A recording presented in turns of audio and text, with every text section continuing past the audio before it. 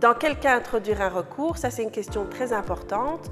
Donc, en règle générale, on peut introduire un recours lorsqu'on a un élément nouveau ou un élément qui pourrait peser à nouveau sur la décision du conseil de classe. Donc, il est très important de motiver un maximum donc, votre désaccord, en quelque sorte, suite à la décision du conseil de classe, tant au niveau de l'enseignement francophone que néerlandophone. Cela dit, on parle ici vraiment de la première étape avec l'établissement scolaire et j'aime souligner ce point parce qu'il faut toujours garder une entente cordiale avec l'école. Donc ça ne sert à rien de venir avec des reproches, un comportement agressif envers l'école parce qu'on mettrait en péril la continuité ou la procédure qu'on voudrait intenter ou mettre en place envers l'école. Donc, il faut faire très attention à ce niveau-là.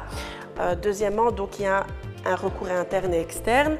Bon, au niveau de l'enseignement néerlandophone, ce recours qu'on appelle interne commence par la réunion des parents où on nous fait part des résultats et où on peut faire part de notre désaccord envers la direction. Donc la direction prendra acte et on nous communiquera très rapidement si un conseil de classe sera à nouveau réuni ou pas. Au niveau de l'enseignement francophone, ça se passe un peu différemment, c'est-à-dire qu'il faut, ça dépend, c'est pour ça que c'est important aussi de lire le règlement d'ordre intérieur.